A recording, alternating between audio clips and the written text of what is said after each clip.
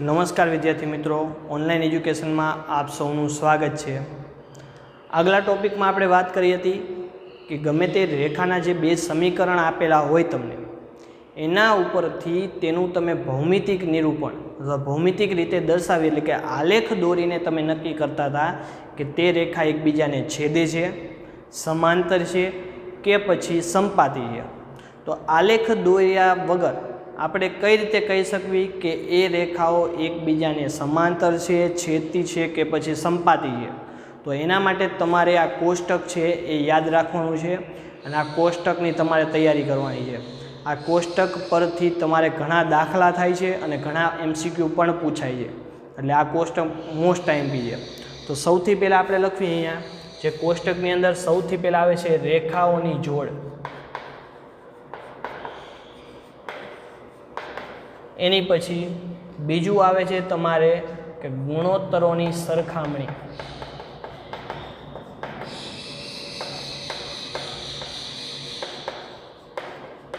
ત્રીજું છે તમારું આલેખાત્મક સ્વરૂપ,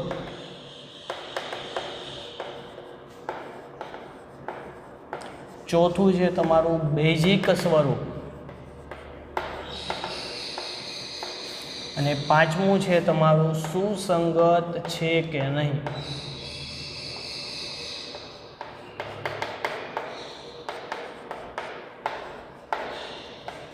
તો આ કોષ્ટક છે એ તમારી બધી જ થિયરી આમાં આવી જાય છે। તો સૌથી પહેલાં રેખાઓની જોડ, આપણી પાસે જે સમીકરણ આપેલા હોય છે એ સમીકરણ લખવીએ અહીંયા। તો સૌથી પહેલાં આપણે વ્યાપક સ્વરૂપ લખવાનું છે। તો a1x વત્તા b1y વત્તા c1 બરાબર 0। બીજું સમીકરણ છે તમારું a2x વત્તા b2y વત્તા c2 બરાબર 0 અને એની જે શરતો છે કે a1 વર્ગ વત્તા b1 વર્ગ ઇઝ નોટ ઇક્વલ ટુ 0 અને a2 વર્ગ વત્તા b2 વર્ગ ઇઝ નોટ ઇક્વલ ટુ 0। આ બેની શરત છે કે a1 અને b1 એકસાથે 0 ન થવા જોઈએ અને a2 અને b2 એકસાથે 0 ન થવા જોઈએ। તો આ બે આપણે વ્યાપક સ્વરૂપ લખ્યા। તો આ બે પ્રકારની તમને રેખાની જોડ આપેલી હોય છે। તો એ જોડને સૌથી પહેલાં આ રીતે આપણે લખવાની છે। ગમે તે સમીકરણ આપ્યું હોય તો એને સૌથી પહેલાં શું કરવાનું, તો કે બરાબર સામે 0 કરીને આ રીતે તમારે વ્યાપક સ્વરૂપમાં એને લખવાનું રહેશે। પછી ગુણોત્તરની સરખામણી, હવે ગુણોત્તર કયા, તો કે જે આ a1 a2 છે, b1 b2 છે અને c1 c2 છે એના ગુણોત્તર છે। તો એ ગુણોત્તર પરથી તમને ખબર પડશે કે આપણને કઈ રીતે આલેખ એનો મળશે। તો પહેલો ગુણોત્તર છે આપણી પાસે કે a1 ના છેદમાં a2 is not equal to b1 ના છેદમાં b2। બીજો ગુણોત્તર છે a1 ના છેદમાં a2 is equal to b1 ના છેદમાં b2 is equal to c1 ના છેદમાં c2। ત્રીજો ગુણોત્તર છે a1 ના છેદમાં a2 is equal to b1 ના છેદમાં b2 is not equal to c1 ના છેદમાં c2।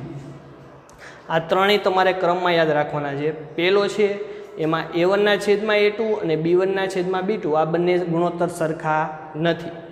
બીજો જે છે એની અંદર ત્રણે ત્રણ સરખા છે અને ત્રીજાની અંદર પહેલાં બે સરખા પણ ત્રીજું સરખું નથી। એનો અર્થ શું થાય કે આ બંને સરખા છે પણ ત્રીજું સરખું નથી। તો આ ગુણોત્તર છે। હવે આ ગુણોત્તર ઉપરથી આપણને કઈ રીતે ખબર પડશે, તો કે જે આ રકમ આપેલી છે રકમમાં તમને a1 ભાગ્યા a2 કરવાના, b1 ભાગ્યા b2 કરવાના। જો બે સરખા ન હોય તો શું થાય, તો અહીંયા તમારે આલેખાત્મક સ્વરૂપ લખવું જોઈએ કે જો આવું તમને મળે તો એનો આલેખ તમને છેદતી રેખાઓ મળે। કેવી મળશે? છેદતી રેખાઓ। આ રીતે તમને જો ગુણોત્તર મળે તો એ રેખાઓ સમાંતર હશે। તો અહીંયા લખું છું, આ રીતે જો મળે તો એ રેખાઓ તમારી સંપાતી હશે। તો અહીંયા લખું છું સંપાતી રેખાઓ। અને ત્રીજું, જો બે સરખા અને ત્રીજું સરખું ન હોય તો આમાં તમને રેખાઓ સમાંતર રેખાઓ મળશે। તો આ જ ક્રમમાં તમને યાદ રાખવાનું છે કે છેદતી રેખા માટેની શરત શું, તો કે a1 ના છેદમાં a2 is not equal to b1 ના છેદમાં b2। સંપાતી રેખા માટેનું શું, તો કે ત્રણેય ગુણોત્તર કેવા મળે? સરખા મળે। સમાંતર રેખા માટે શું કે પહેલા બે સરખા પણ ત્રીજું સરખું નથી। હવે એનું બેઝિક સ્વરૂપ એટલે શું થાય કે છેદતી રેખા છે તો છેદતી રેખા એકબીજાને કેટલા બિંદુમાં છેદશે તો કે એક બિંદુમાં છેદે, તો એક બિંદુમાં છેદે તો તે અહીંયા એનો ઉકેલ આપણને 1 મળશે. તો અહીંયા લખું કે 1 અને માત્ર 1 ઉકેલ. અહીંયા તમને 1 અને માત્ર 1 જ ઉકેલ મળશે, જેને આપણે બીજા શબ્દમાં કેવું હોય તો અનન્ય કહેવાય. શું કહેવાય? અનન્ય. 1 અને માત્ર 1 જ ઉકેલ હોય તો એને શું કહેવામાં આવશે? અનન્ય. સમપાતી રેખા છે. હવે આ છેદતી રેખાની ધારો કે અહીંયા આકૃતિ દોરું તો આ રીતે છેદતી રેખા છે. તો છેદતી રેખા એકબીજાને અહીંયા એક બિંદુમાં છેદે છે, તો એક બિંદુમાં જેટલા બિંદુમાં છેદે એટલા તમને ઉકેલ મળે.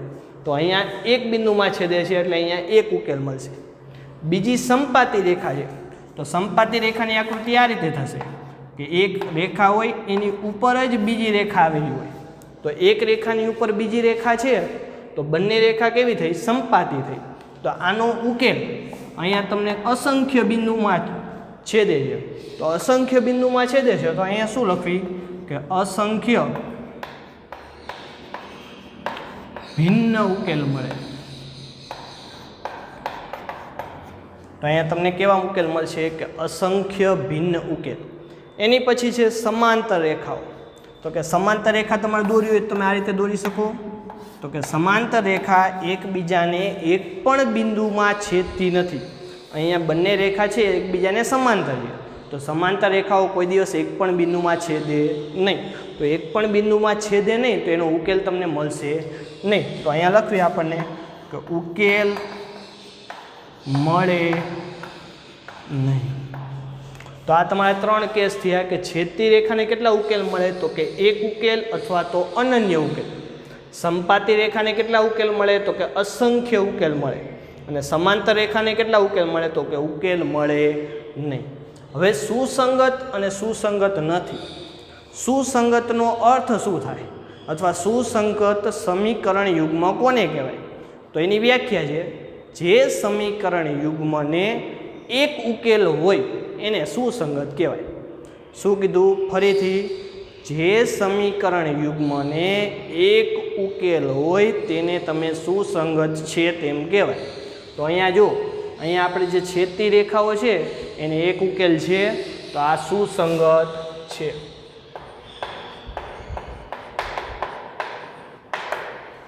બીજું જે છે બીજામાં તમને સંપાતી રેખા છે. તો સંપાતી રેખા એટલે કે અસંખ્ય ઉકેલ મળે છે. તો અસંખ્ય ઉકેલમાં એક ઉકેલ તો આવી જ ગયો. તો આ રેખા સુસંગત છે અને સાથે સાથે આવી જે રેખા છે જેમાં અનંત ઉકેલ મળે છે તો અનંત ઉકેલ મળતા હોય તો એને અવલંબી પણ કહેવાય. શું કહેવાય? અવલંબી. આ ધ્યાન રાખજો, પરીક્ષામાં તમને પૂછાય કે અવલંબી સમીકરણ યુગ્મ હોય એ સુસંગત છે તો જવાબ શું આવે? હા. કારણ કે અવલંબી એટલે શું થયું? અસંખ્ય ઉકેલ. તો કે અસંખ્ય ઉકેલની અંદર એક ઉકેલ આવી જશે એટલે એક ઉકેલ એટલે શું થયું? સુસંગત છે. અહીંયા સમાંતર રેખાની વાત કરીએ તો કે સમાંતર રેખાનો ઉકેલ એક પણ મળતો નથી.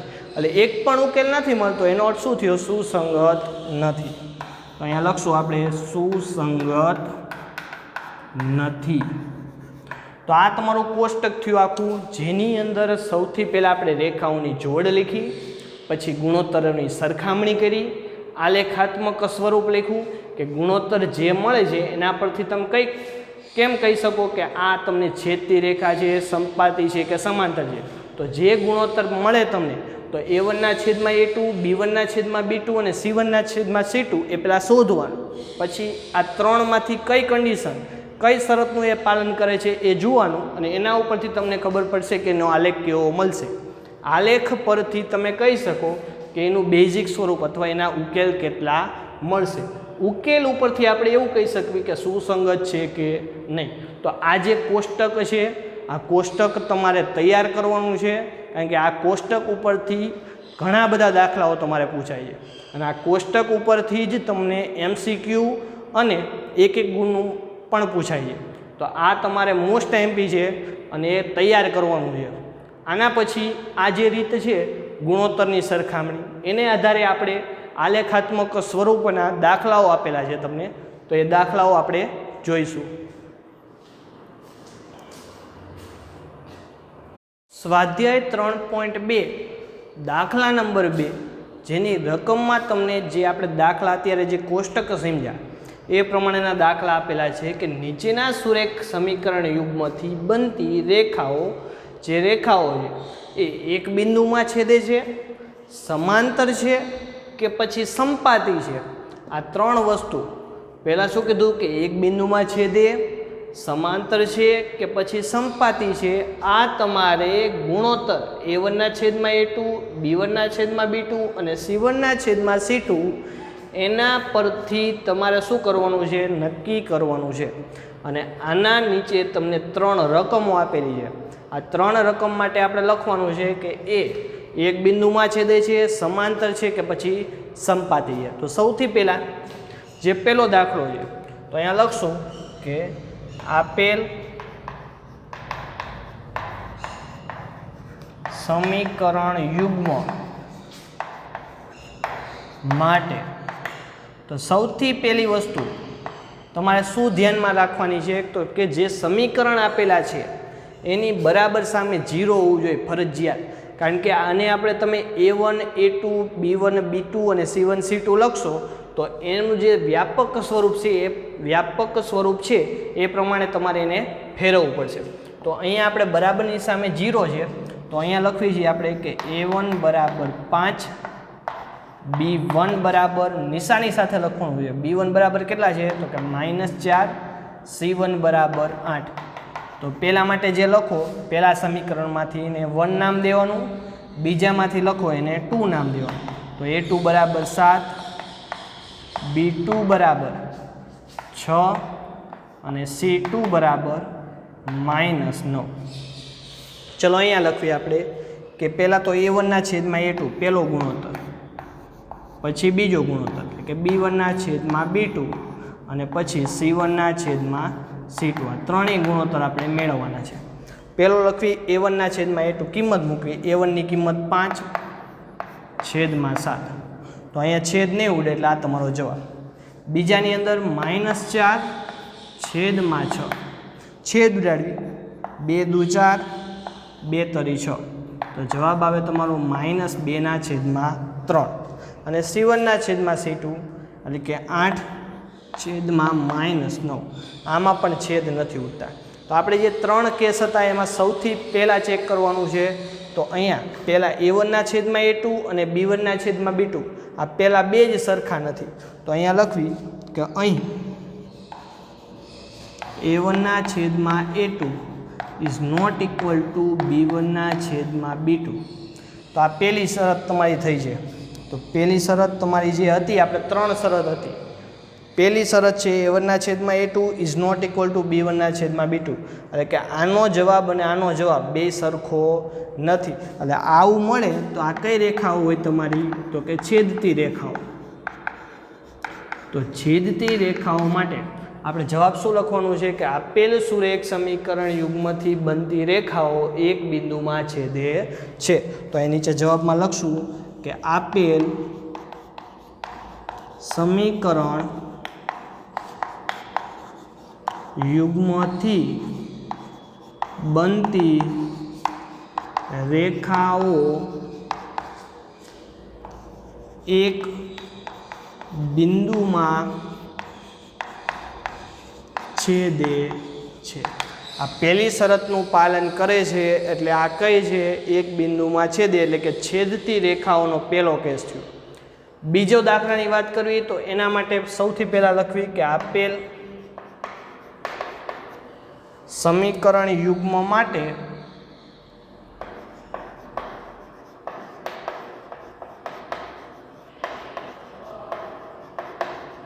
ચલો A1 કેટલા છે, તો કે 9, B1 3, C1 12, A2 18, B2 6 અને C2 છે તમારા 24.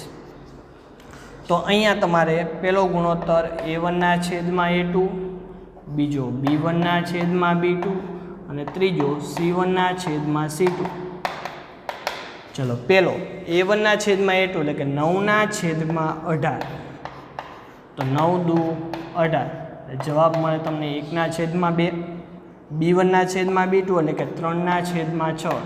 3 દુ 6 એટલે જવાબ મળે 1/2.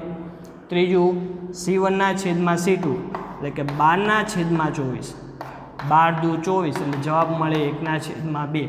તો અહીંયા તમે જોઈ શકો છો કે ત્રણેયનો જવાબ તમને કેવો મળે છે? સરખો મળે છે. તો અહીંયા લખીએ આપણે કે અહીં a1/a2 બરાબર b1/b2 બરાબર c1/c2 છે. તો આ તમારી બીજી શરત થઈ કે જેમાં તમને ત્રણેય કેવા મળે છે? સરખા મળે છે. તો આ શરત અહીંયા પાલન થાય છે. તો આ શરત છે તો આના ઉપરથી તમે શું કહી શકો? તો કે આ શરત ક્યારે મળે? તો કે સમાંતર રેખા સમપાતી રેખા હોય ત્યારે. તો અહીંયા જવાબમાં લખશું કે આપેલ સુરેખ સમીકરણ યુગ્મથી બનતી રેખાઓ સમપાતી છે. તો અહીંયા લખવી કે આપેલ સમીકરણ યુગ્મથી બનતી રેખાઓ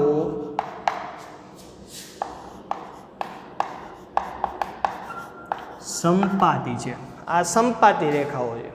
આ બીજા દાખલાની અંદર તમને કેવી રેખાઓ મળી? સમપાતી.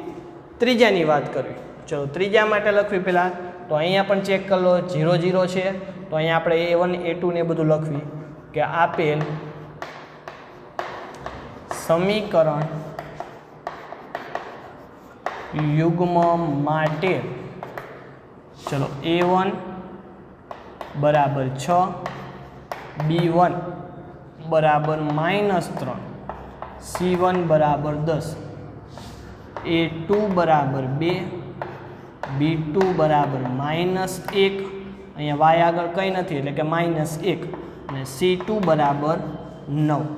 તો અહીંયા તમને a1 a2 b1 b2 અને c1 c2 ત્રણેય મળી ગયા. તો અહીંયા શોધવી આપણે કે a1/a2 બરાબર b1/b2 બરાબર અને c1/c2 ત્રણેય ગુણોત્તર શોધવી. તો પહેલો ગુણોત્તર છે 6/2. તો 6/2 કરો એટલે કે 2 તરી 6 એટલે જવાબ મળે 3. બીજા માટે -3/-1 માઇનસ પ્લસ 3 એકા 3 એટલે જવાબ મળે 3. c1/c2 એટલે કે 10 અને 9. તો 10/9 કરો તો અહીંયા તમારો છેદ નહીં ઉડે એટલે આના જવાબ રહેશે. તો અહીંયા તમે જોઈ શકો છો કે પહેલાં બેની કિંમત તમને સરખી મળે છે પણ ત્રીજું કેવું છે? સરખું નથી.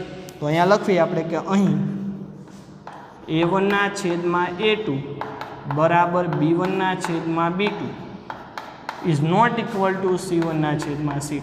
એટલે કે પહેલાં બે સરખા છે પણ ત્રીજું સરખું નથી. તો આ તમારો કયો કેસ થયો? તો કે સમાંતર રેખાનો. તો એના માટે શું જવાબ લખશું કે આપેલ સમીકરણ યુગ્મથી બનતી રેખાઓ